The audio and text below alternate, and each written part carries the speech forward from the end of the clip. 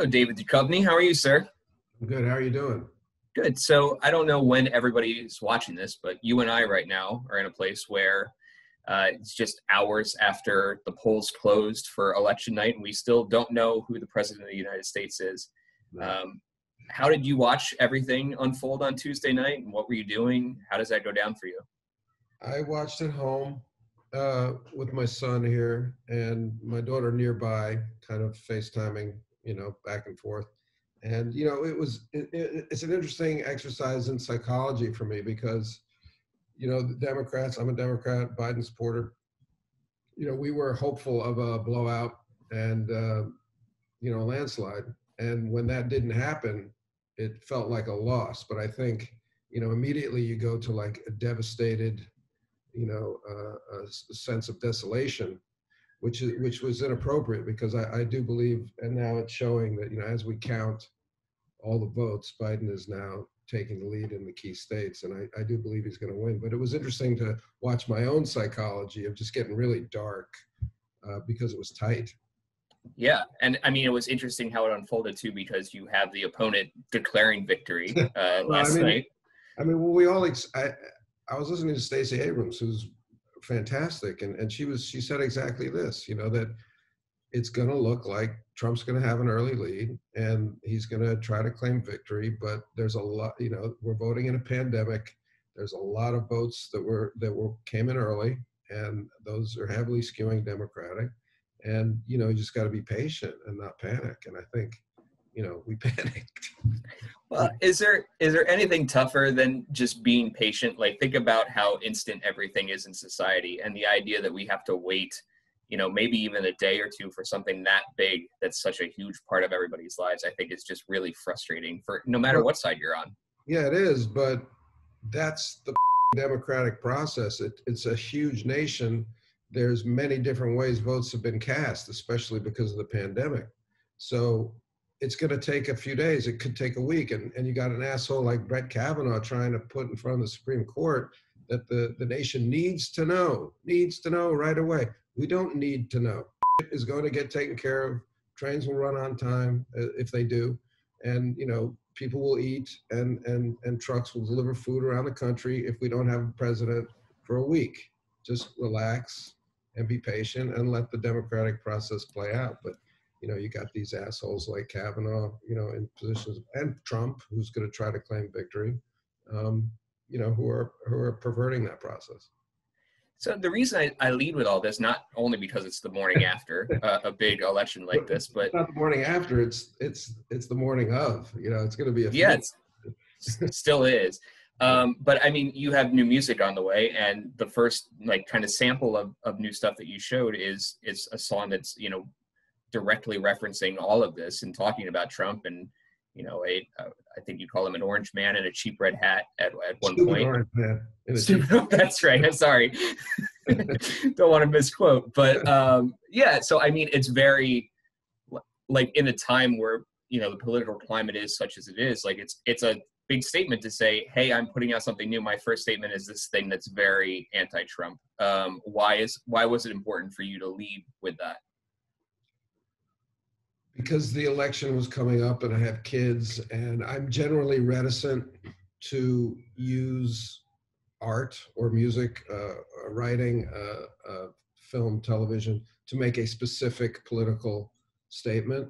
It's not my style. I aim for timelessness. I aim to always try to express human nature, which is timeless and not tied to a political party or even a political agenda or an issue, right? So it's just not my thing. And then this song happened a year ago because we got shut down with the pandemic in the middle of recording the album. So this song was written, a year and a half ago.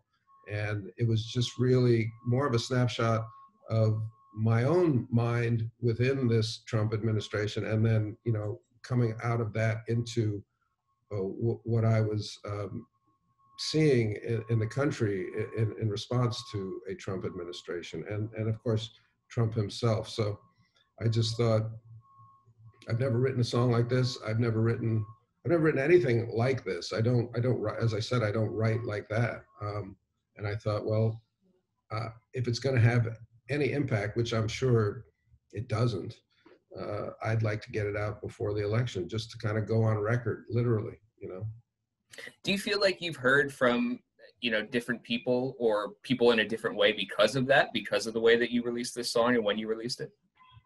Well, I mean, I don't, another thing I don't do is like respond in terms of like social media and look at responses. So I do know, you know, because people would tell me that, you know, the initial response would be from Trump supporters, and you know their attacks are very personal, Right. and you know, cool, whatever. I mean, that's just the way, this is where we're at right now. But you know, unfortunately, you know, I've been thinking about it too. You know, there's that line, a stupid orange man in a cheap red hat. So to me, that was like a distillation of how did we fall for this salesman? Because like basically he's just selling hats. That's why he's there. He's just cashing out, right? And how did we fall for such an incompetent, transparent guy? And then but then you have that line, and to me that line kind of summed it up. But then I realized, you know, that's no way to talk across the aisle. You know, like what we do need to find out a way now is to speak to one another. And me saying stupid orange man in a cheap red hat, you know, I'm not going to start a dialogue with anybody that's a Trump supporter with that one. Right. So you know, it's not politics for me. I mean, politics for me would say to you, hey, you know, I kind of understand why somebody likes this guy, why somebody would want to vote for this guy, but let's talk about it. You know, like, but as soon as I say that, you know, it's a song. A song is going to be like so concise and such a snapshot. So you know, I don't regret that part of it, but again, a song is not a political tool or a political dialogue. It's more like a monologue, right? It's more Yeah. like, here's what I'm saying. So it's one song though of a whole project, because there's another out. When is the album coming out? Do we know that yet? Don't know exactly yet, because when when when we started to mix the songs, which was coming back, we were recording almost a year ago, and then we came back to start to mix a few months ago, and that's when I said, hey, let's just focus on laying on the tracks and mix it and get it out before the election. So we put all our kind of efforts into finishing that song, which put the other 13 songs I think we have, of which we'll put, you know, 11 or 12 on an album, kind of on the back burner, which now we're looking at that. Now we're looking at just mixing.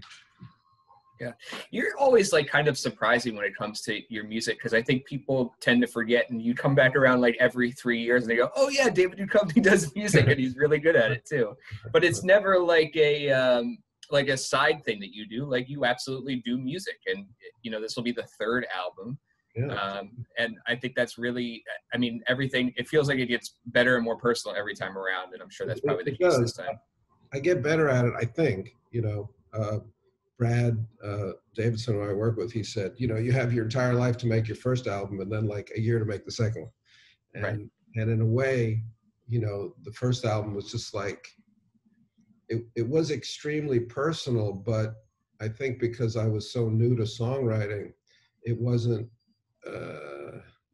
I didn't know how to make it as universal as I might. And in a way, it's a real trick with songwriting to try and reach out vaguely from your own state of mind, vaguely enough so that you can build a bridge to, this is what I'm saying about that line in that song. That's not bridge building, you know, that's not bridge building, that's bridge burning, right? So, but generally you want to build a bridge in a song emotionally where somebody listening to it goes, that's me, you know? And if I'm writing purely personally, you know, it might be interesting to somebody that's interested in me as an actor, but it's probably ultimately less powerful as a songwriting tool. Have you been writing through 2020, and has that, like, this whole wild year impacted that and what you feel like you want to say as a songwriter? Yeah, I think it must have, you know, because again, this is a song that's very different for me.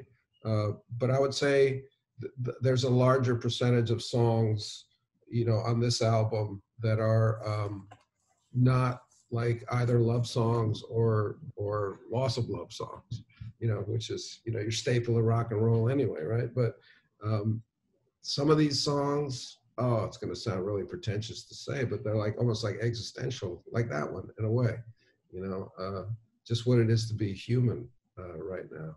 So, that might not be what people want from their music or their songs, but that's kind of where my head's been at. Yeah. I wonder sometimes about 2020 and, the way that we've been in different stages of lockdown and quarantine. And I wonder how Hank Moody would handle 2020 and what he would have done. I want to say he'd wear a mask, but I'm not so sure.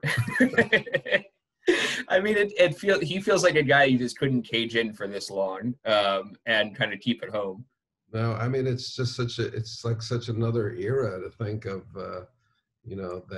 that life. But, Hank was, it's interesting that you bring him up, because I had thought, there've been discussions from time to time, like, do you want to bring that show back, whatever. And I'm like, well, it's very difficult, first of all, after Me Too, because the sexual politics of the show are difficult, Right. You really have to figure that out.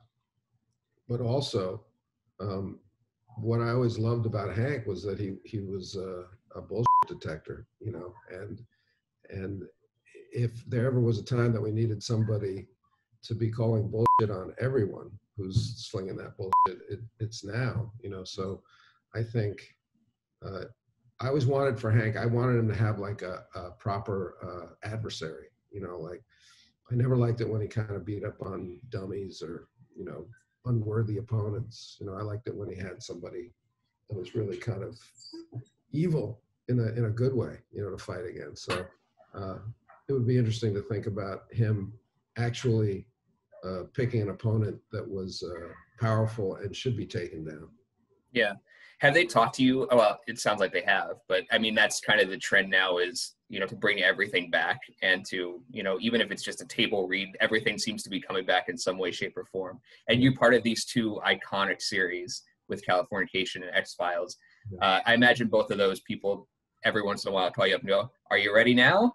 Yeah. Do you want to bring it back now? Sure, every once in a while, yeah. It's interesting to think like that. It does seem like everything gets rebooted at some point. I think Showtime is doing Dexter, actually. I think they yeah. So, but again, I think the sexual politics of Californication are really tricky and therefore possibly really interesting. Who knows? But it would have to be a different show in some ways, and that might be a really interesting kind of a problem to tackle, or not, or maybe just shut the fuck up, So I was also reminded this morning that next year is the 30th anniversary of Don't Tell Mom the Babysitter's Dead, so we could always bring that one back too. I did not know that. Yes, 30 years. Wow. I can remember just being in my little trailer. Yeah, two banger they call it when you got like just a little room in a 2-room Winnebago. Yeah. Yeah, but I was so happy just to be working. It's sometimes it's good to remember how happy one was when one first started to work. I'm sure you're slogged through this show. Sometimes you go like, yeah, I got to do my show. But there was like at first you were like, I got a show. Yeah, and totally. It's really good to remember that. But you're in such a cool place in your career, though, where you have these projects like that people still hold like so dear to them and, want to reboot and bring back. And then you still have new stuff like Craft and everything coming.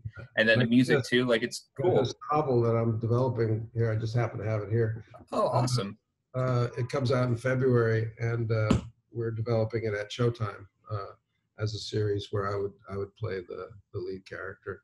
It's not on the air, obviously. It's not shot or anything. Right. It's just developed. Right on. Well, look, I'm so excited for you and all the stuff that you've been doing. If you do the Don't Tell Mom the Babysitter's Dead thing, let me know. I still, to this day, whenever I'm in the kitchen, I go, the dishes are done, man. You got the cassette back there. I've just been wallpapering certain bathrooms because I was like, I want my bathrooms to be a little more fun. You know, Right. sometimes bathrooms, you know, it's just white. You know, like why not put some wallpaper in some bathrooms? And I saw this wallpaper that was cassettes. You just have the one, but I've seen. Yeah. I actually ordered wallpaper that's just cassette all over. And one of the bathrooms is going to be like that. So is that wallpaper? No, that's just, I painted that a long time ago. Have you seen the wallpaper that I'm talking about? I haven't, but if you want to have me over, I'd love to check it out. It's not up yet. It's not up yet. Okay. Yeah. That sounds like fun. Can you talk to my wife about that? Maybe I can get it in my bathroom too. Yeah, just, you know, it's not a lot of wallpaper. It's not that Yeah. expensive, right? Unless David said it's cool. You Yeah. got a palatial bathroom somewhere. I don't know. You could be that Right guy. on. Well, look, keep us posted on the new album. I'm excited to hear it. Laying on the Tracks is out now, and you can check that out everywhere. David Duchovny, thanks so much, man. Appreciate it. Thank you. Have a good day. Thanks, David. Talk to you soon. Go, Joe.